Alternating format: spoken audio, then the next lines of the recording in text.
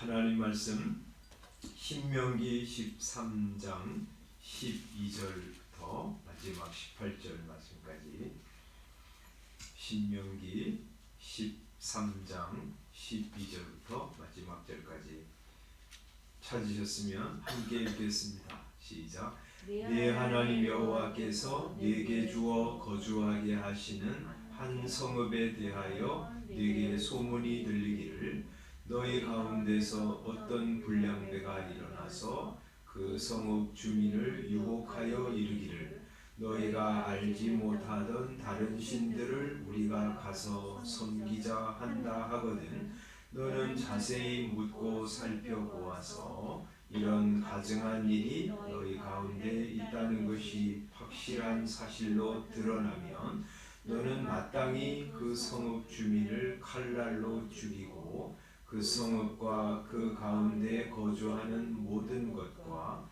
그 가축을 칼날로 진멸하고 또 그 속에서 빼앗아 차지한 물건을 다 거리에 모아놓고 그 성읍과 그 탈취물 전부를 불살라서 네 하나님 여호와께 드릴지니 그 성읍은 영구히 폐허가 되어 다시는 건축되지 아니할 것이라. 너는 이 진멸한 물건을 조금도 내 손에 대지 말라. 그리하면 여호와께서 그의 진노를 그치시고 너를 긍휼히 여기시고 자비를 더하사 네 조상들에게 맹세하심 같이 너를 번성하게 하실 것이라. 네가 만일 네 하나님 여호와의 말씀을 듣고 오늘 내가 네게 명하는 그 모든 명령을 지켜 네 하나님 여호와의 목전에서 정직하게 행하면 이같이 되리라. 아멘. 고난주간 새벽기도회 하면서 신명기를 좀 쉬었는데 이제 다시 말씀을 살펴봅니다. 13장은요 다른 신을 섬기게 하는 일이 생길 때 이스라엘 백성들은 어떻게 처리해야 되는가 하는 것을 말씀하시죠.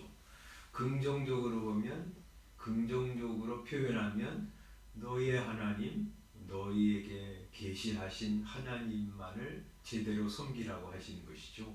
다른 신을 섬기게 하는 사람이 생겨나면 그런 사람을 너희의 땅에서 제거하라 하는 말씀이죠. 그런 사람이 이제 우리 1절에서부터 본 것처럼 그 사람이 아무리 그가 한 말이 효력이 있고 무슨 놀라운 기적과 이사가 일어난다고 할지라도 그런 사람은 다른 신을 섬기게 하면 그 사람을 제거하라. 그렇게 2절에 말씀하시죠. 또 그렇게 다른 신을 섬기자고 하는 사람이 너의 가장 가까운 가족이나 친구라고 할지라도 그런 사람을 제거하라 하고 6절에 말씀하죠. 내 형제 자녀 내 품의 안에 너와 생명을 함께하는 친구가 가만히 너를 깨어 이르기를 다른 신들을 섬기자고 하면 그를 모든 백성들 앞에서 죽이는데 네가 먼저 솔선수범해서 제거하라고 말씀합니다. 그런데 이제 오늘 12절부터는 그렇게 다른 신을 섬기는 것이 어떤 한 성읍이라고 할지라도, 많은 사람이라고 할지라도 그 성읍을 전부 진멸하라는 아주 참 엄격한 말씀이죠. 그런 말씀을 하고 계십니다. 12절 네 하나님 여호와께서 내게 주어 거주하게 하시는 한 성읍에 대해서 내게 소문이 들리는데, 무슨 소문이냐면 13절 너희 가운데서 어떤 불량배가 일어나서 그 성읍 주민을 유혹하여 이르기를, 너희가 알지 못하던 다른 신들을 우리가 가서 섬기자 한다. 그런 이제 소문이 들리면, 그러면 이제 첫 번째 해야 될 일이 뭐냐면 그것을 잘 살피는 거예요. 진짜 그런가 하는 것을 보는 거죠. 14절 너는 자세히 묻고 살펴보아서 이런 가증한 일이 너희 가운데 있다는 것이 확실한 사실로 드러날 때, 우리가 이제 어떤 일을 할 때 우리 성경도 그렇고 우리도 성급하게 해서는 안 되죠. 잘 살펴봐야 하죠. 그리고 이제 예수님 말씀하신 것처럼 우리 이제 교회 안에도 어떤 사람이 심각한 죄를 범할 때 그냥 뭐 다짜고짜 가가지고 넌 예수 믿는 사람 아니야. 넌 교회로부터 나가. 이런 식으로 하지는 않아야 되는 거죠. 그 사람이 정말 잘못된 일이 있는 줄 알면 그걸 아는 사람이 찾아가서 권면하고 설득하고 그래도 되지 않으면 또 설득하는 거죠. 그리고 그래도 되지 않으면 그 일을 알만한 사람을 데리고 와서 함께 증언하면서 설득하고 회개하기를 촉구해야 하고 그래도 그것이 이제 여러 차례겠죠. 그래도 듣지 않으면 교회에서 말해서 교회 목사와 장로가 사람을 권면하고 돌이키게 해야 하고 그래도 듣지 않으면 그 사람을 이제 교회 밖으로 내보내라. 그런 말씀을 하고 계신데 이런 예수님께서 말씀하신 것처럼 우리는 성급하게 말하지 말아야죠. 교회 안에서도요. 어떤 일이 생길 때 어떤 풍문을 듣고 어떤 한 사람이 이야기를 듣고 그릇된 생각 쉽게 판단하지 말아야 하는 것이죠.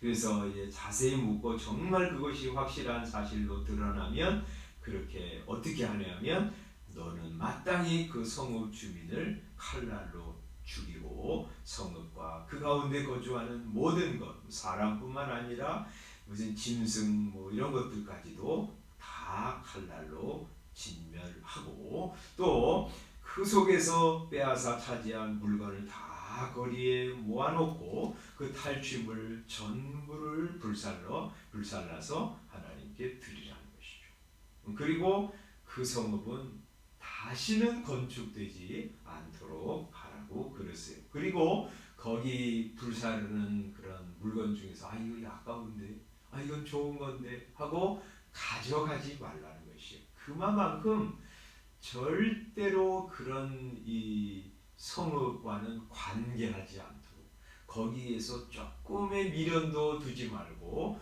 조금의 이익도 보지 말라는 것이죠. 그만큼 이 우상 다른 신을 섬기게 하는 것을 철저히 금하라고 주님이 말씀하시는 것이죠. 나는 절대 그렇게 안 할 거야 하면서 참 하나님만을 섬기도록 명령하시는 것이죠. 그리하면 17절 여호와께서 그의 진노를 그치시고 너를 긍휼히 여기시고 자비를 더하실 것이다. 그래서 내 조상들에게 맹세하신 것처럼 너를 번성하게 하실 것이다 하고 명하고 계십니다. 이제 이런 어떤 한 성읍이 이렇게 아주 집단적으로 다른 신을 섬기는 일에 대해서 말씀하시면서 그 일을 주동한 사람뿐만 아니라 거기 영향을 받고 하나님을 떠난 그런 성읍 사람들까지도 다 진멸하라고 하시는 말씀을 보면 말이죠. 이렇게 이제 거짓 선지자나 잘못된 가르침을 가지고 오는 사람뿐만 아니라 그런 사람에게 영향을 받고 속아 넘어가는 것도 잘못이라는 거예요. 그죠? 그래서 디모데후서 3장에 보면 속이는 자뿐만 아니라 속는 자도 악하다고 그래요. 그죠? 그죠? 왜 그 속는 자는 피해자인데 왜 그게 악하냐? 이 영적으로 보면 말이죠. 그 속는 자는 그만큼 하나님의 말씀에 굳게 서 있지 못하는 것이고요. 그리고 어떤 다른 것들을 추구하기 때문에 속아 넘어가는 거예요. 보통 이제 사기를 치는 사람 잘못이지만 사기를 당하는 사람도 대개 보면요. 욕심이 있기 때문에 이 사기꾼에게 당하는 적들이 많아요. 그죠? 대개 그래요. 허황된 꿈을 꾸거나 일확천금을 노리거나 그렇게 하는 사람에게 사기꾼이 와가지고 미끼를 던져가지고 그 사람의 마음을 딱 이제 잡아채 가지고 이제 먹이로 삼는 거죠. 그래서 이 속는 자뿐만 아니라 속이는 자도 문제예요. 영적으로 말이죠. 우리가 예수 그리스도를 구주로 믿고 하나님의 자녀가 된 후에 우리가 해야 될 일은 하나님의 말씀을 통해서 하나님 자신을 자꾸 알아가고 그분과 교제하면서 든든한 믿음의 집을 세우는 것이에요. 이제 우리식으로 우리 이제 육체를 가지고 이제 말하자면 말이죠. 뼈대가 든든해야 돼요. 바른 교리 위에 우리의 믿음을 딱 세워야 하고요. 그리고 뭐 뼈대만 있으면 됩니까? 거기 살도 붙고 장기도 있고 그래야 되잖아요. 그런 것처럼 우리 뼈대를 굳게 세울 뿐만 아니라 하나님의 은혜를 매일 공급받아서 생기 있는 신앙생활을 해야 됩니다. 이런 두 가지가 조화롭게 우리에게 공급될 때 견고한 믿음의 사람으로 서게 되는 것이죠. 이 교리를 모르면 말이죠. 사람들이 이상한 것을 가르칠 때 넘어가게 돼 있어. 그리고 교리만 딱 가지고 있어가지고 되는 것도 아니고요. 매일같이 하나님과 교제하면서 말씀을 공급받고 주님과 교제함으로 기도함으로 하나님 생생하게 자꾸 경험해 갈 때 그런 주님 인격적으로 알고요.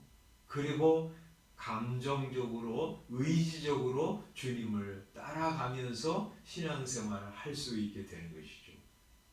그렇게 할 때 이제 이상한 가르침을 가지고 오는 사람, 하나님 아닌 다른 것을 들이미는 사람, 이름은 하나님이고 이름은 예수 그리스도지만 다른 교리를 가르치는 사람, 그런 사람이 찾아올 때 그것을 감지할 수 있게 돼요. 뭐 그런 얘기 여러분도 들으셨잖아요. 이제 위패를 잘 이렇게 분간하는 그런 사람들은요, 위패를 자꾸 보는 게 아니고 가짜 돈을 자꾸 보지 않고 진짜 돈을 자꾸 만지는 사람은 위패를 만지기만 해도 가짜 돈이라는 것을 안다는 거예요. 진짜 예수님과 매일같이 교제하면서 주님을 알아갈 때 가짜 예수를 전하는 사람을 금방 감지할 수 있게 되는 거예요. 그러니까 왜 속냐? 예수님의 말씀 위에 자신의 믿음의 집을 제대로 세우지 못해서고요. 주님과 매일 교제하면서 주님을 알아가는 것이 희미하거나 그게 없어질 때 그릇된 가르침을 가르치는 사람에게 홀랑 넘어가게 되는 거죠. 우리는 말이죠. 매일같이 예수님 위에 딱 서 있어야 하고 예수님과 교제하면서 그분 자신을 알아가야 되는 것이죠.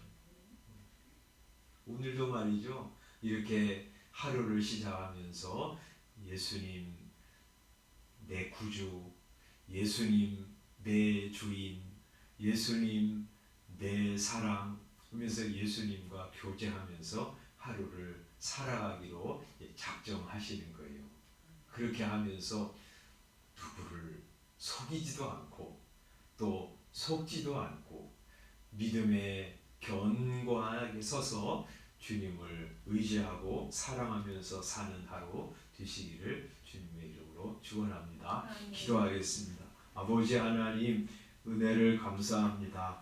우리 예수 믿게 하시고 예수님 사랑하면서 여기까지 오게 해주신 거 감사합니다. 하나님 이 세상에는 다른 예수, 다른 영, 다른 복음을 전하는 사람들이 많습니다. 하나님 거기 넘어가서 그릇된 예수, 그릇된 복음을 우리 따라가는 저희들이 되지 않게 해주시고 주님 앞에 갈 때까지 바른 믿음 위에 굳게 서 있게 해주시고 예수님과 함께 날마다 교제하면서 우리 믿음의 길을 걸어가는 저희들이 다 되게 해주시기를 원합니다. 핍박으로부터도 견고하게 서서 흔들리지 않게 하시고 유혹으로부터도 우리 자신을 잘 지켜서 복되신 예수님 끝까지 따라가다가 주님이 오라고 하시는 그 영광의 나라에 다 들어가 주와 함께 영원을 살아가는 저희 모두가 되도록 축복하여 주시옵소서. 하나님, 어제 우리 부활절을 보내고 이번 한 주간 동안 부활의 소망을 가지고 살아가기를 소원합니다. 예수님의 이름으로 기도드리옵나이다. 아멘. 기도하시고 돌아가시기 바랍니다.